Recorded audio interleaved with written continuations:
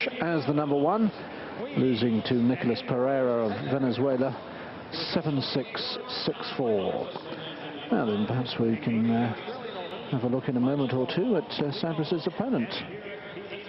And that is a young man from the Netherlands. Oh, maybe we'll get to him. Well, the problem is, David, there's so much for the announcer to say about Sampras, of course, that the camera's going to stay on him for a lot longer. I wonder if Schalken will get a look in at all. Maybe we're getting that. Yes, the on-court announcer, that is, of course. Sampras is up against Sjeng Schalken. Here he is, 19 years of age, from Holland, although he actually lives in Belgium. Tall man, 6'3", compared with Sampras' 6'1", and a winner already this year of the tournament in Jakarta, and the man who's getting used to playing the big players in round two. As last week in Indian Wells, he met Andre Agassi in the second round, making his first appearance at the Lipton Championships. This his first year as an established member of the top 100. Last year he started at ranked 187, finished at ranked 54. He's currently 53. It's been as high as 48. But last year was the big breakthrough year for Schalken, winning his first ATP title in Valencia, and semi-finalist in Casablanca, quarter-finalist in Rotterdam, Munich, Palermo and Santiago. And of course already, as we were saying, the winner in Jakarta. But facing Sampras for the first time. The one thing I noticed, because I saw a little bit obviously of Schalken's match, as we look at Carlos Bernardes from Brazil, our umpire, I noticed when he played Agassi is that Schalken tends to be a little upright. It tends to be a little military in his bearing. Yes, he gives me that impression too. I too saw some of that match, and he's not a man who's particularly at home at the net. He's much more of a baseliner, so most of the points that he wins in this match will tend to be from the back of the court. So he's not going to be able to steal Sampras' thunder from him, so to speak. He's not going to be able to get to the net more quickly than Sampras. Not that Sampras is, in old-fashioned terms, a typical chip and charge type player. He doesn't mind playing from the back of the court as well. But I think if he does that, he'll be playing a little bit into Schalken's hands. The Schalken stretched Agassi to 3 sets last week, but I think Agassi really seemed to have the match very much in hand, and it almost, it seemed to me that Agassi was playing to the public just a little bit, lost a bit of concentration, and as a result it was stretched into 3 sets. I don't think it was really a true reflection of the form of both players. No, Schalken had a nightmare of the first set, and then it rained for 3.5 hours, and he relaxed. Agassi, as you said, lost concentration, lost the second set fairly comfortably. And although the third one, I think, was 6-3 or 6-4 from memory, sounds quite close. In fact, I think Agassi roared off to a 4-love start and then was sort of mucking around a little bit towards the end, but always knew he could win. Always the showman in him. What I found a little strange about Schalken's approach to this event, although it's actually paid off now because he's had the weeks in Scottsdale and then in Indian Wells, was the fact that he in fact chose to play Scottsdale, because it was during the same time as the event in Rotterdam where he got to the quarterfinals last year, and one would assume that having got to the quarterfinals, it being Rotterdam, his home country, that he would have stayed and played that like the other Dutch players. But no, he decided to go off to Scottsdale. There must be an interesting reason perhaps for him doing it, unless he was thinking in terms of Indian Wells and Key Biscayne, 2 big Mercedes Super Series events, and that he would therefore get in that sort of preparation. But an unusual decision by him to overlook his what is after all the biggest tournament in Holland.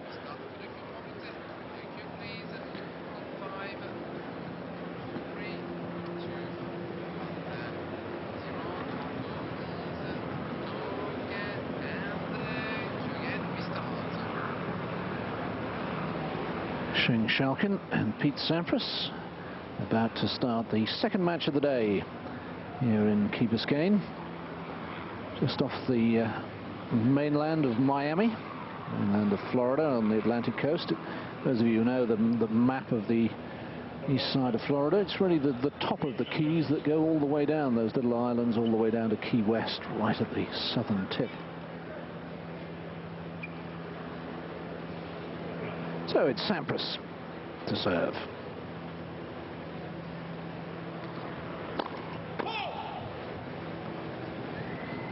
a Dutchman for a second successive match. Of course, Sampras having lost to Harhouse last week.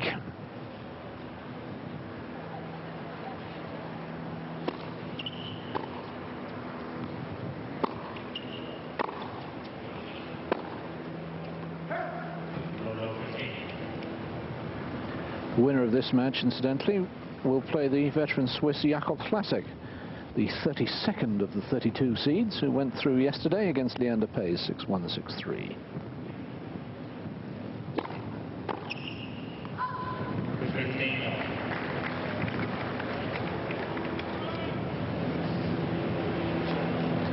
Yes, the wind's really gusting up.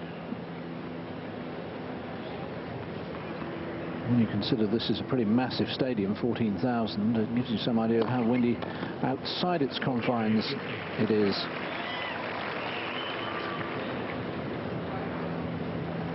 Yes, thank goodness for the stands. Seaside tennis can be another sport almost, with wind not very pleasant.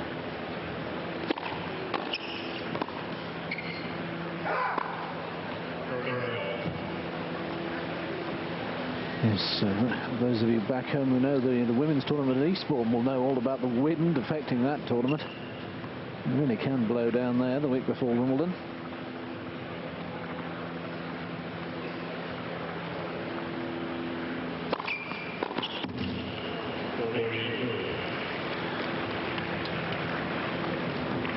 Tournament in Barranquilla used to have an awful reputation. In fact, so did those on the South African coast, Port Elizabeth and East London. They used to describe Port Elizabeth, in fact, a bit like a baby's bottom. It was either windy or wet.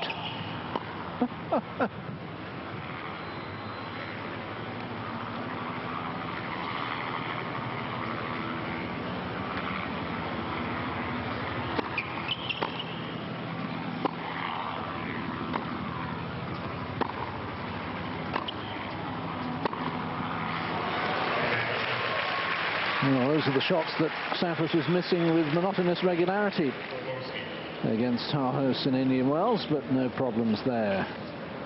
Well, it's his opening service game. I do wish that helicopter would buzz off somewhere. It's probably one of the local news affiliates trying to get some spectacular shots for their Saturday night sports show. Well, perhaps the news is filtering through to them that there are all kinds of shocks happening at the Crandon Park Tennis Stadium. Of course, the big shock is that Muster's lost, but that's probably not the sort of news that they're looking for. No, the Americans tend to concentrate on their own. Michael Chang, incidentally, he'll be in action on the centre court, the stadium court, later today. He's on the 5th match against Jason Stoltenberg. And so Lander, of course, went out yesterday, you may have seen with us, free to concentrate on his battle with the International Tennis Federation over allegedly failing a drugs test in Paris last year in Karol Novacek. Yes, good friends they are, so they at least will have each other to support. News from the grandstand court, the second court here, is that Todd Martin has won the first set over Alex Korecha, who beat Wilander yesterday on the tiebreak. The news from Court 2, of course, we brought you already. Tim Henman has gone down in 3 sets to Sergi Bruguera.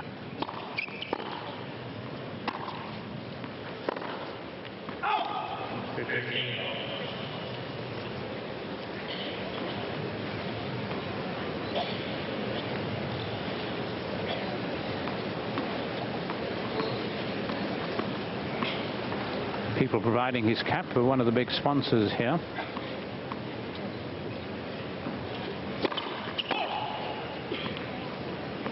Yes, they've got men on both sides of the net.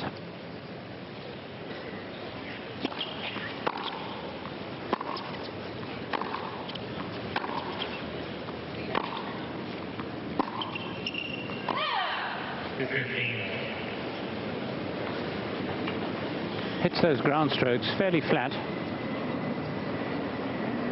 but quite nice preparation on the backhand side particularly. The forehand doesn't require a very big swing. He's a tall man, not quite Krajcek's height, but big enough.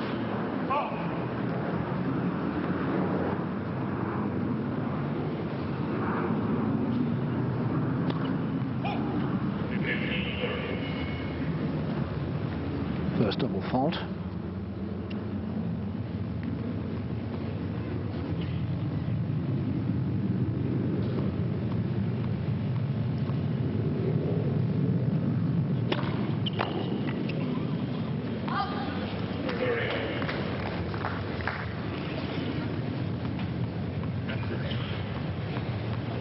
As that was the side, and it tends to be the side that was giving Sampras a lot of problems against Harhouse.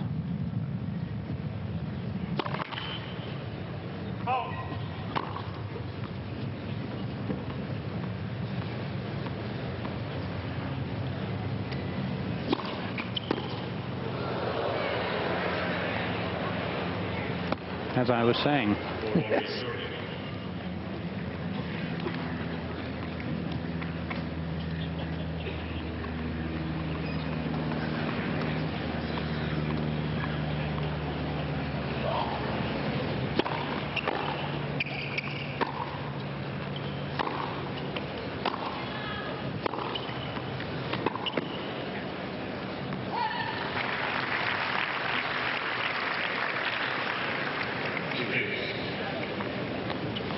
Hitting it as flat as that, of course, the ball can travel really particularly quickly, but he's not a great improviser. There's not a great deal of flexibility about him when he's on the run. That he'll find that shot difficult to make.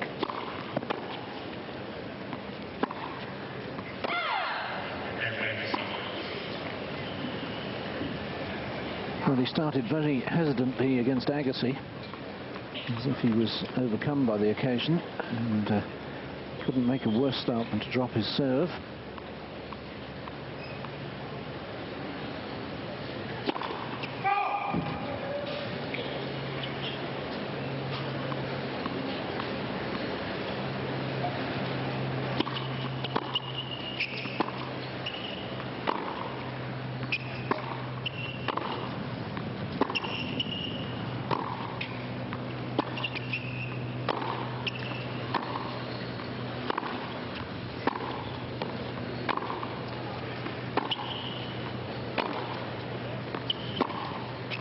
No, fine shot.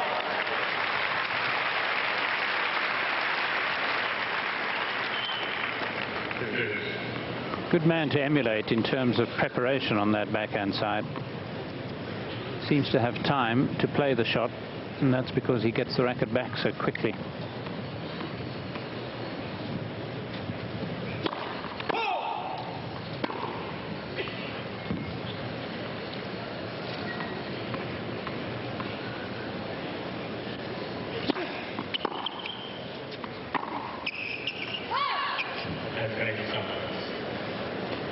Oh, yes. I was thinking it was deep on his baseline. Yes, it was certainly very close. He said, giving the linesman a glance. I thought it might have been out.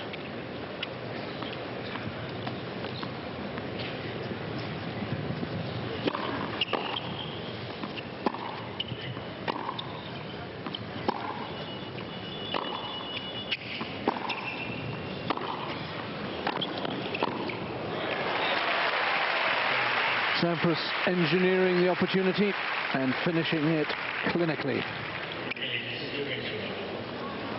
Yes, he's looking a little happier with these lot, a little bit more determined than he did against Paul Harhouse last week. Perhaps he's learned from that defeat. He doesn't want to lose 2 weeks in a row to the Dutch. No, and of course, with Muster having lost in the previous match, Sampras will know that once again the chance is there for him. It's more difficult for him this week than it was in Indian Wells, because of course Sampras is defending points having reached the final, whereas last week in Indian Wells, because of the change of the calendar, he'd already dropped the points from winning the previous year. It's all very complicated. It is a bit, isn't it? When they changed the tennis calendar, because your points last for exactly 12 months and not till the equivalent tournament has taken place the following year.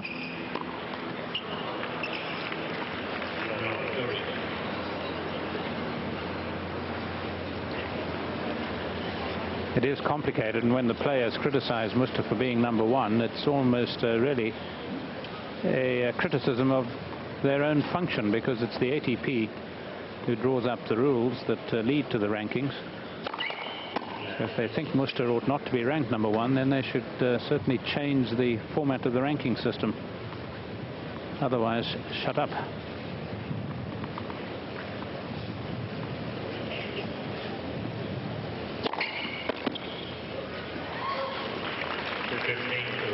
Agassi was making that point in Indian Wells, saying he wasn't criticising Muster, but he is critical of the way the rankings are based on your best 14 results over the last 12 months, whereas the women's takes every result into account and averages them out. Yes, to be fair to Agassi, he's always been of that opinion, and I agree with him. I think it's laughable that you can discard events, choose your best.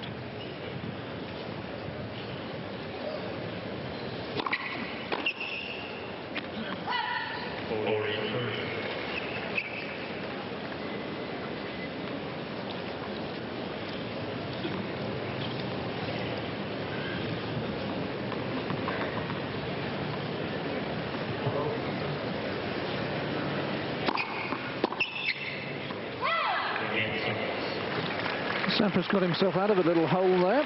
Love 30 down. But now the hole is Schalken's at love 3 down.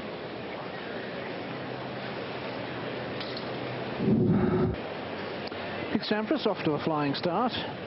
3 love against Sjeng Schalken. Just the 1 break of serve there. So it's the young Dutchman serving.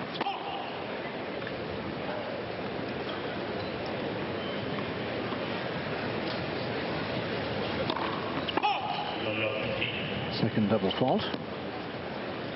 Just to round off the discussion on the ranking system, of course the ATP's answer to allowing the players to discard, just count their best 14 tournaments, is that it encourages the top players to play more, knowing that they can have the occasional bad result without it hurting their ranking.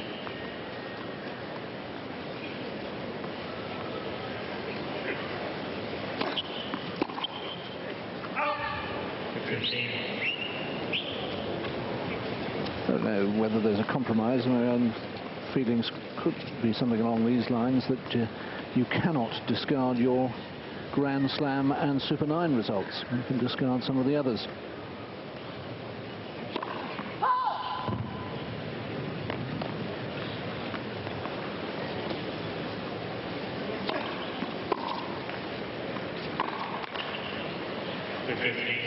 Well, too, I think they've got to discover the reason why the players don't play quite as much. And I think if guarantees were tried to be banned, I know it's almost impossible, but if they could eradicate them in a pure world, and in an ideal world, if they could eradicate all guarantees, it would tend to make the players play more anyway, because they would be playing for prize money only. And their bank accounts wouldn't be quite so full as they are because of the huge guarantees that they get all too often, I'm afraid.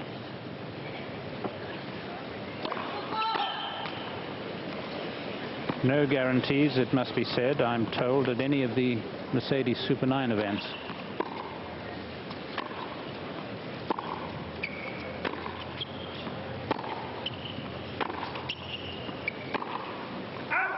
Yes, that's certainly my understanding too.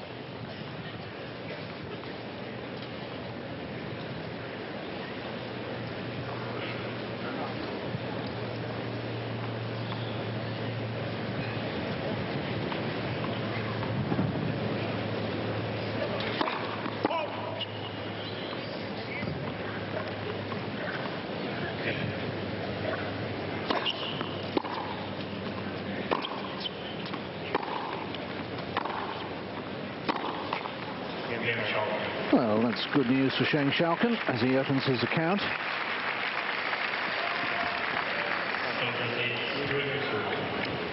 But I would echo what Crew McMillan was saying earlier about perhaps this stage of his career, lack of flexibility in his approach and his shot making. You compare him with, say, Marcelo Rios, with whom he won the doubles title in Amsterdam last year. Rios, some of the young man, seems to be able to conjure anything from anywhere. Rios moving into the top 20 following 2 great weeks, runner-up in Scottsdale and semi-finalist in Indian Wells.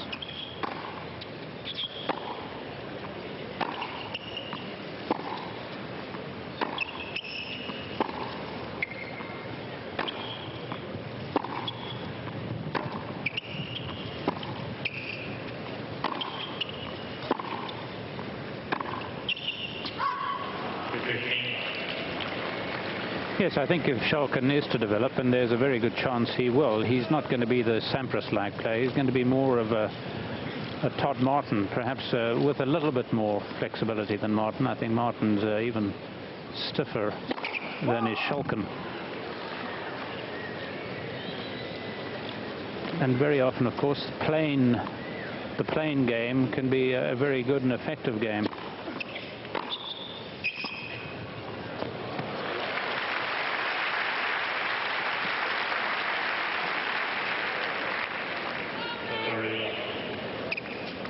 Schalken, after he'd lost to Agassi, was one of those who stayed in Indian Wells, hit a lot with Hauhaus and Elting and Tom Nyssen, another of the Dutch players.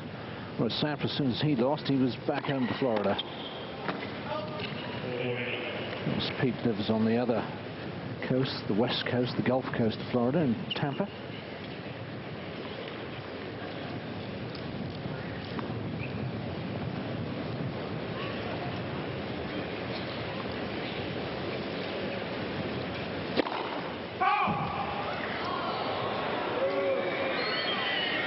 No, it was quite well out, in fact. Sounded good there.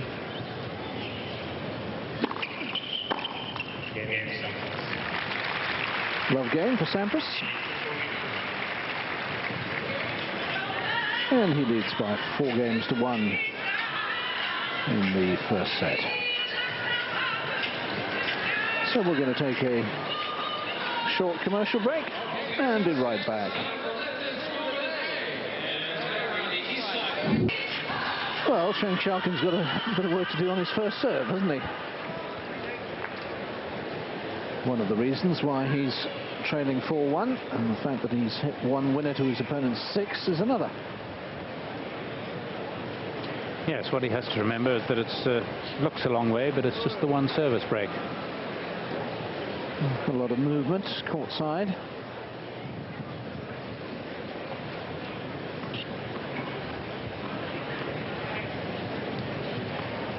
But an unusual service action, Schalken, almost as if he machines the ball into the air, sort of flicks the ball into the air.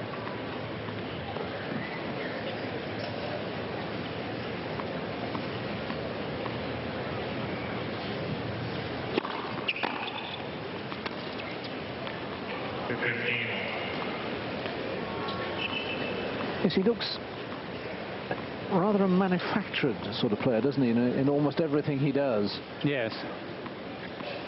Well coached, obviously.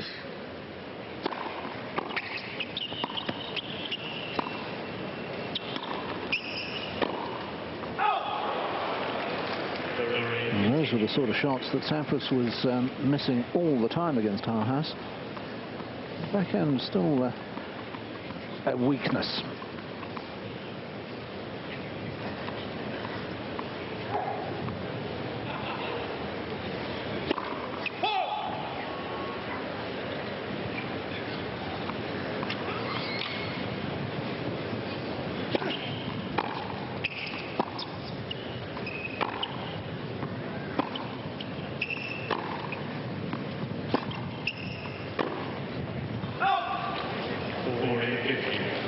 You could take a leaf out of the Schalken book on the backhand side.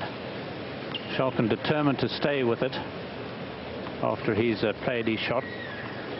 Almost like a golfer staying with the follow-through, whereas Sampras' follow-through is all over the shop. Well, Sampras started off his career with 2 hands on that side. Sometimes think he ought to have stuck to it.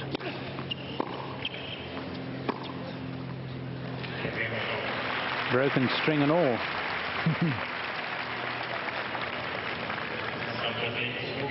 So after the disappointment of missing his or losing his opening service game, the Dutchman in his first appearance at the Lipton has settled down, and we've seen evidence of that Sampras vulnerability on the backhand wing.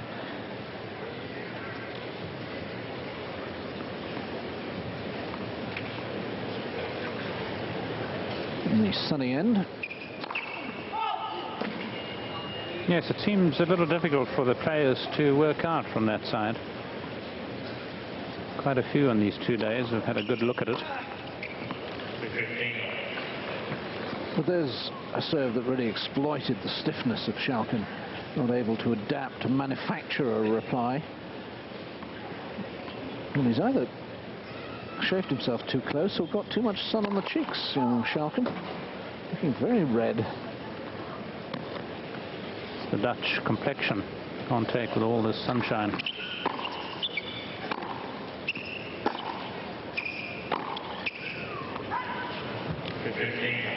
And having shared a commentary booth with Jaco Elting the last 2 days of Indian Wells, he looked remarkably brown.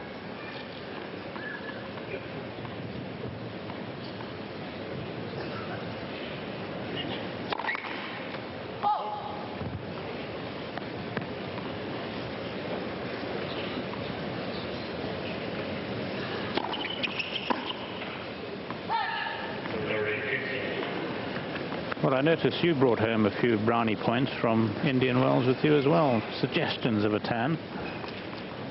Not from the commentary box, I assume, but from the golf course, perhaps.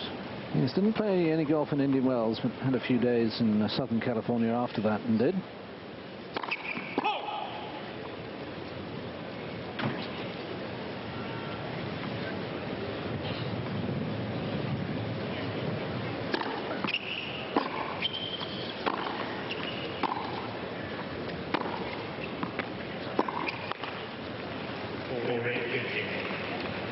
So you'll be joining the PGA when? Well, I can get my handicap down. And the answer to when that will be is, I suspect, never.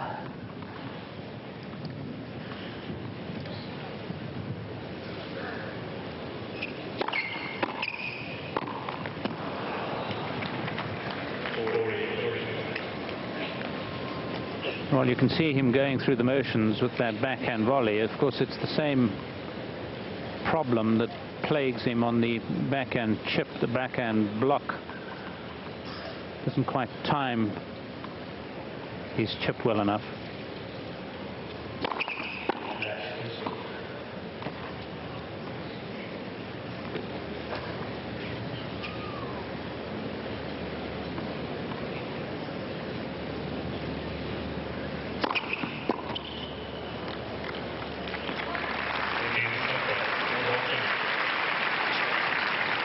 Sampras moves to within 1 game of wrapping up this opening set. 5-2, the second seed leads. Serving at 2-5.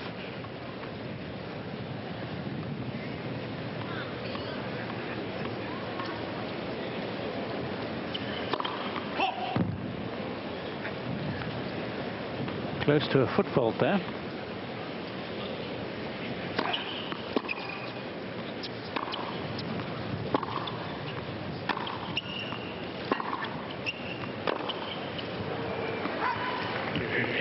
Schalken has the same problem as Edberg. That right leg drags through. I think earlier in the set he was called on a foot fault, but it was a fault as well, so didn't affect the outcome.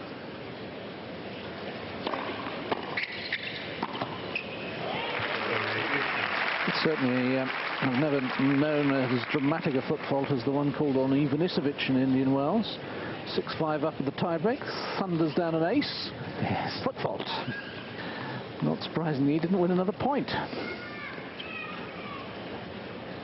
Yes, that was a stroke of bad fortune, misfortune.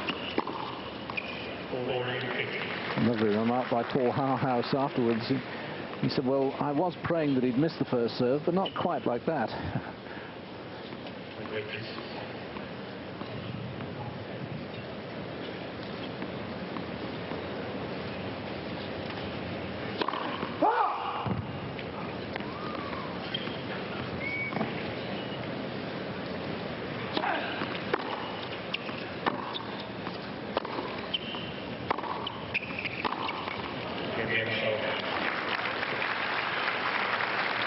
Well, there were some signs in that game.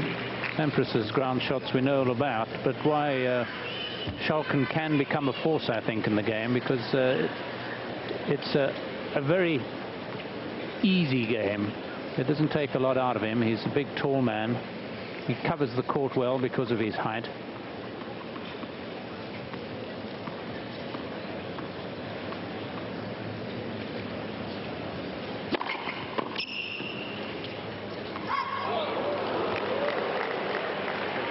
He who hesitates was almost lost. Yes, I think he breathed that one out. He blew it out.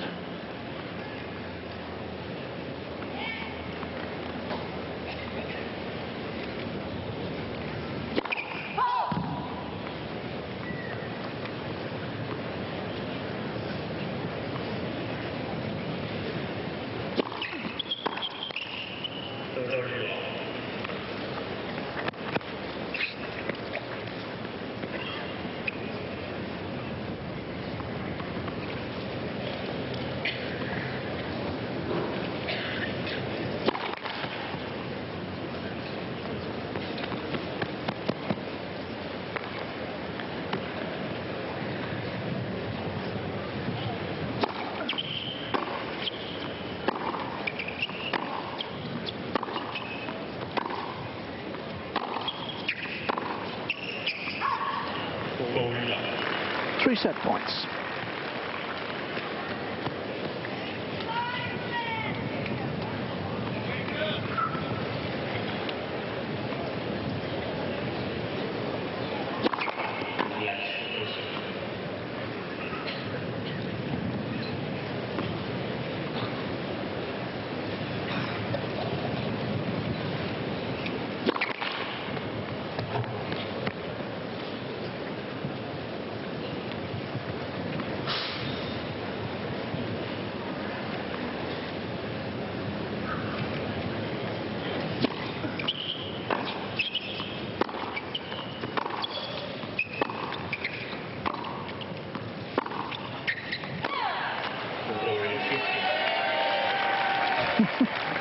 Well, obviously one or two Dutch fans in the crowd giving the line judge some ironic applause.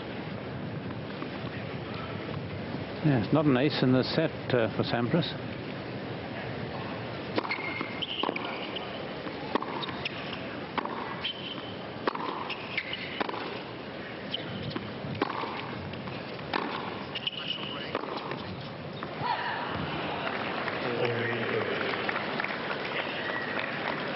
That doesn't happen very often.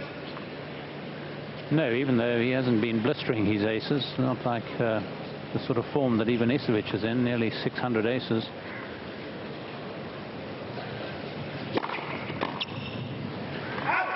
The swinging serve into the body has been effective against a man who takes a long swing. And Sampras closes out the first set, 6-3 in 32 minutes.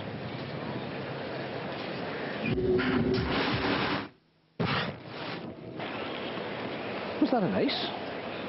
The first of the match on the first point of the second set.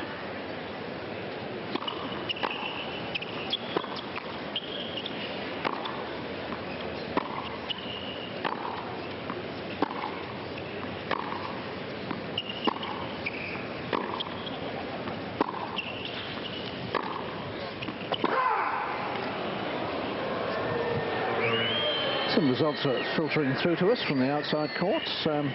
Paul Harhouse, well, hero 1 week and nobody the next, because he's lost to Michael Tebbett, the Australian.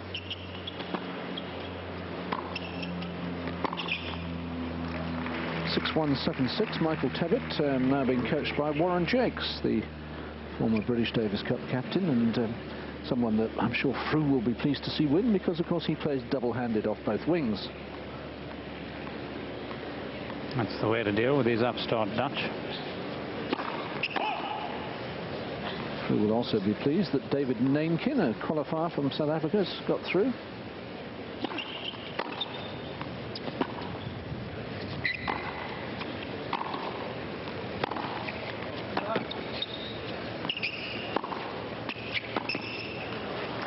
Well, Schalken showing that he does possess the one-handed slice.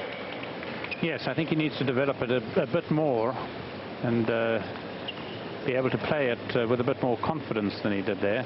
Technically, I think he can do it, and it's going to be invaluable if he doesn't quite have the flexibility to hit shots when he is out of position. That can come in handy. And also that he can serve and volley. And I think this is what you were looking for in this young man. I mean, last year was the big breakthrough year, so we take absolutely nothing away from him, but he's someone that has been talked of as a big prospect since he won the US Open Juniors in '94. And there are obvious areas of the game where it's evident that there's considerable scope for improvement.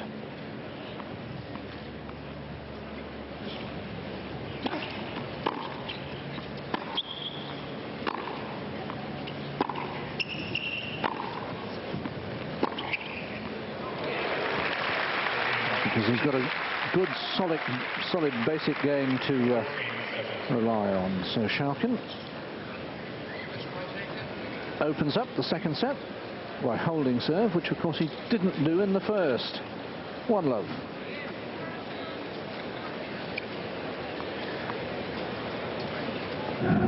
First set, Sampras. I mentioned David Nainkin, the South African. He's beaten Thomas Nidal, the Swede who came in, took the place of Boris Becker. Nainkin through 7-6 in the deciding set. Todd Martin has won that match against Alex Correia. Another one of those cack-handers, double-handed on both sides. Byron Black has beaten Roberto Jabali of Brazil, 3-1. Byron's up at a career high in the rankings, up in the 20s.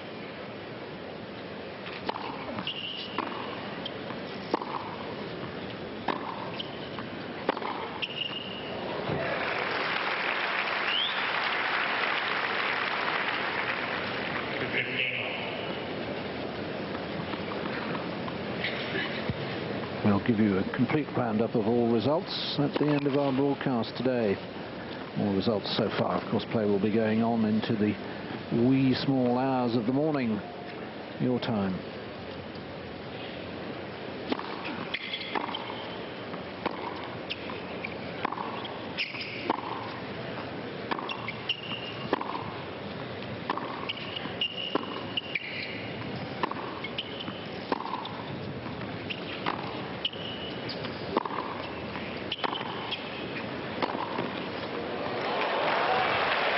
Well, I think he found the line, in which case it was a terrific shot.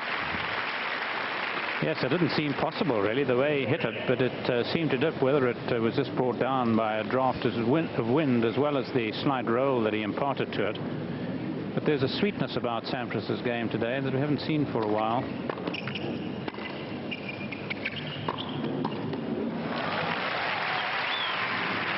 He didn't look at his best in Rotterdam, and certainly wasn't at his best in Indian Wells.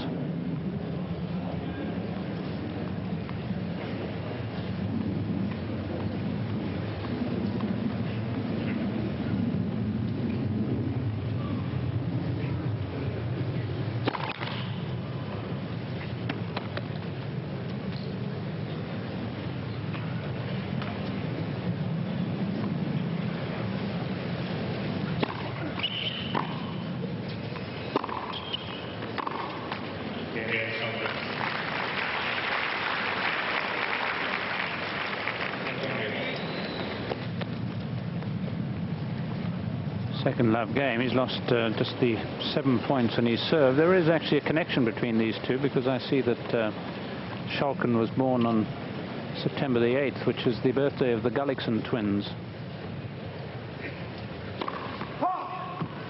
Also happens to be my mother's birthday, so that's why it rings a bell. Well. Yes. Oh, there's a fault on second serve, so that's a double fault. And of course, the connection with the Gullikson twins and Sampras. Tim Gullikson, Pete's coach, still battling brain cancer, and we wish him well in that fight.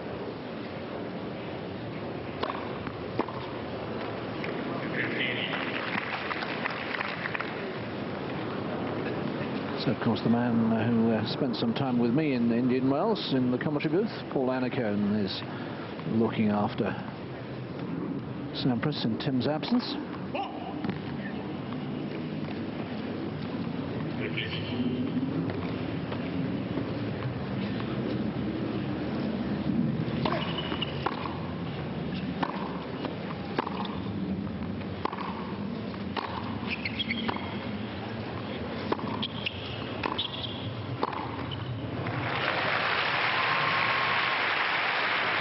That's what Sampras was singularly failing to do against Howhouse, construct some points. Yes, I think he's far more the predator today, far hungrier, far more up for this.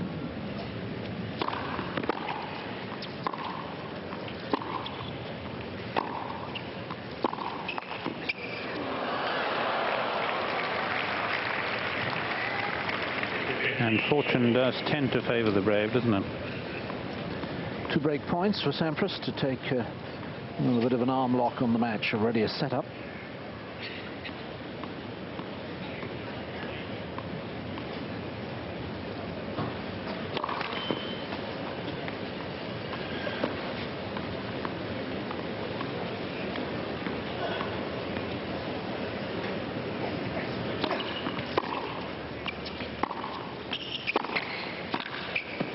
Well done, Schalken. Well, he's played 2 or 3. I can certainly remember another very good forehand volley. Not quite as important as this one. And it wasn't straightforward either. It was pretty low for a tall man to get down to. But what he does well with it is he gets behind it nicely. And it's just a matter of steering it in the direction in which he wants it to go.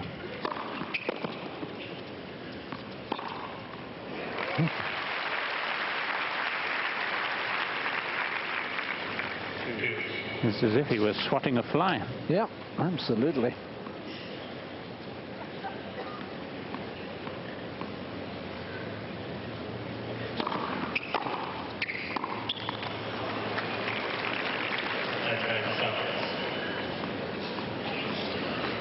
Third break point.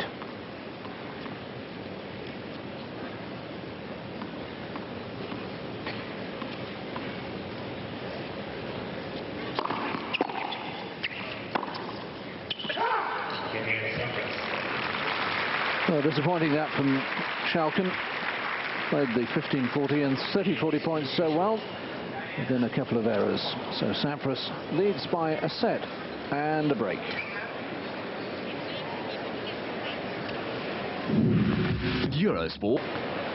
Eurosport's live coverage continuing of the Lipton Championships. Will be with you all the way through to the final a week tomorrow.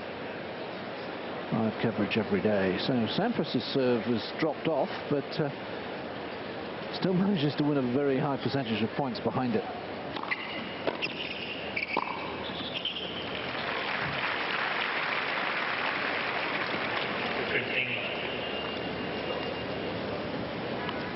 Yes, it's an 11-day tournament this year, the first time, normally held over 10 days. Nice bit of extra revenue that'll bring in for the event. I remember how many when it first started. Well, this is the 13th edition. It was, of course, the whole aim was to make it the 5th slam, and it's played over a fortnight. I'm just trying to remember how many years it was played over 2 weeks. I have to look that up. Yes, there was certainly quite a few. As you say, the idea behind the bookholzers, former players, was to try and make this the 5th Grand Slam, as it were. So everything was to mimic or reflect what happened at the Grand Slam events, thus 2 weeks. Didn't live too long, I imagine 3 or 4 years. Yes, you can't just create 100 years of tradition, can you? Not easy. But it's a very fine tournament nevertheless. Good heavens, an ace from Sampras. I wonder how often he goes 47 minutes in a match without serving an ace. Yes, his 7th service game.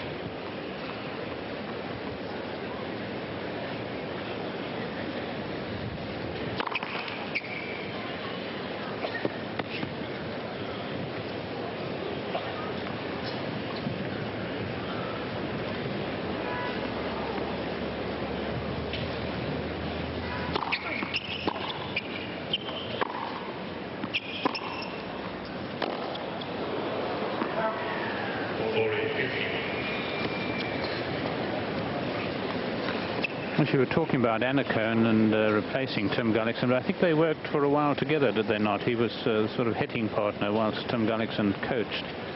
And then with Tim Gullickson laid up, it's Annacone who's taken over the reins.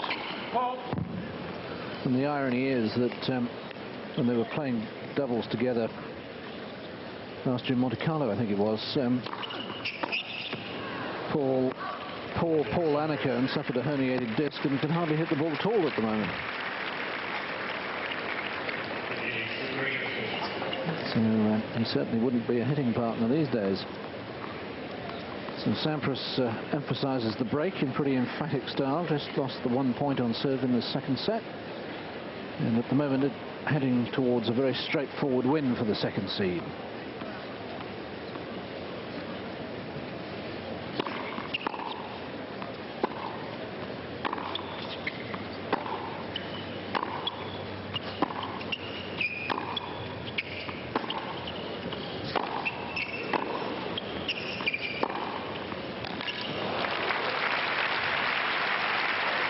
Yes, I think Schalken might have to take a few more chances now. He's well done.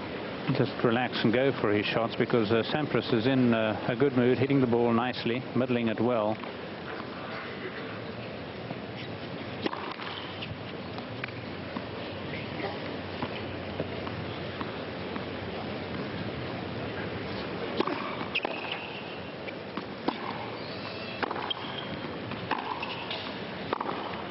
Yes, he is indeed beginning to flow now, the Sampras game. I think this man too has got to develop the odd serve and volley, even if he's not particularly happy volleying. It's just a good method really of preventing the opposition from running all over you.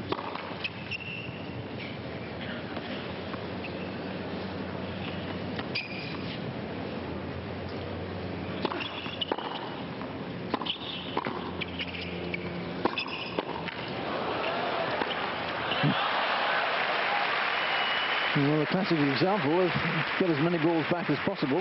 Maybe the other guy will miss one. Yes, I could actually hear Sampras saying mercy. Well, one feels these are as good as match points, even though it's only 3-1.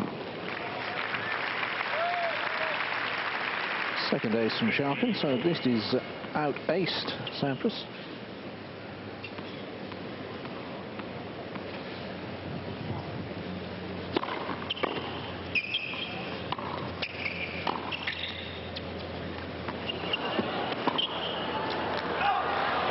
And again, the stiffness, the lack of flexibility demonstrated there by Schalken. We'll give him the benefit of the doubt and say that maybe it got blown around a little bit in the wind. But Sampras at a set and 2 breaks ahead. He's not going to lose this one. Yes, he may have to hit a few passing shots in that match, Rosetsky.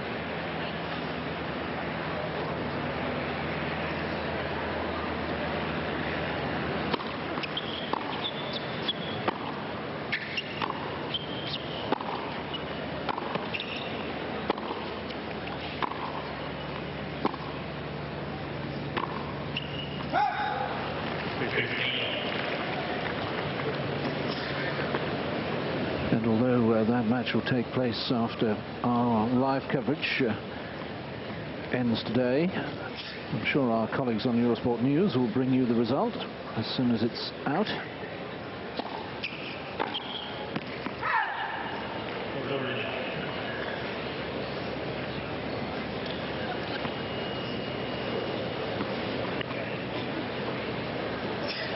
Yes, he wants to be able to play that backhand just a little earlier too. He can play the forehand pretty early, Schalken. But Sampras kicking the ball very wide, he had to wait until it was right at the top of its bounce. Second ace from Sampras.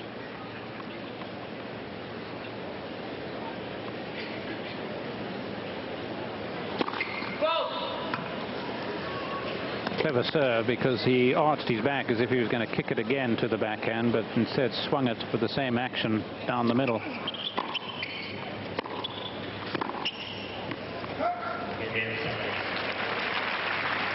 Well, Sampras has been very dominant on serve in this second set, 3 service games, and just the 1 point conceded.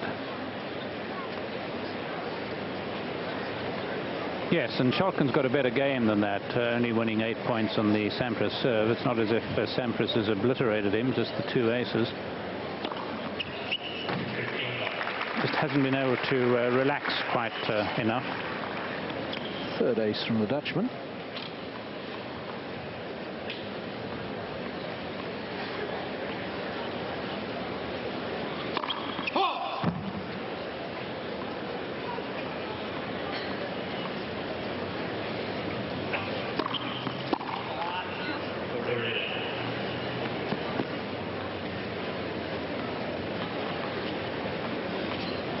Well, he's feeling in a sweet groove, so he's hoping that the backhand really can do what the forehand's doing and just flow nicely.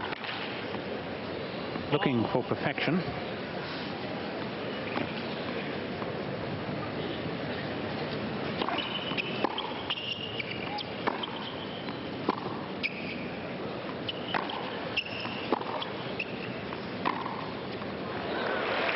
Well, maybe he could take a look down the other end. I think he could trade backhands with Schalken. I think Sampras with Schalken's backhand, wow.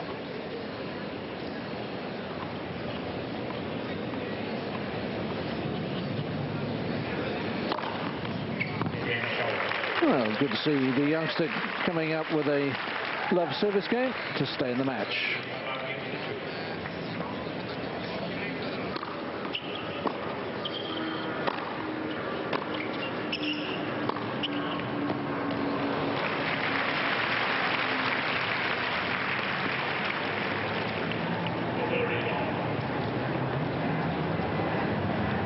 Well, I think he's going to be immensely happy with this display today, but it has to be said, he really hasn't been pushed very much.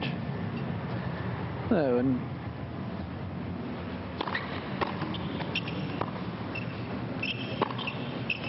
it'll be interesting to see how he gets on in the next round, because this is now 3 match points with Jakob Vlasic, who so very nearly beat him in Rotterdam a couple of weeks ago.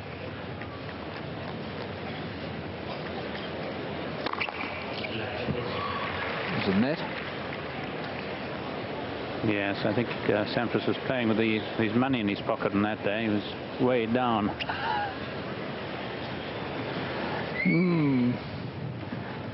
I know what you mean.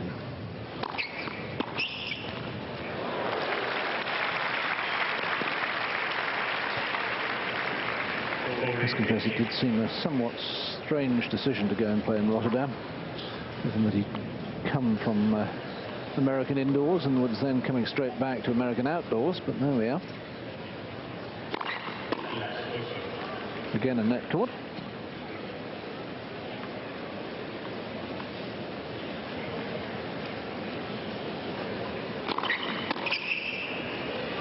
And that's it. 59 minutes. And what a contrast in fortunes between the world's top 2 players. Thomas Muster out yet again, losing in the first round, or his first match, because he got the bye in the first round. It's Sampras, the second seed,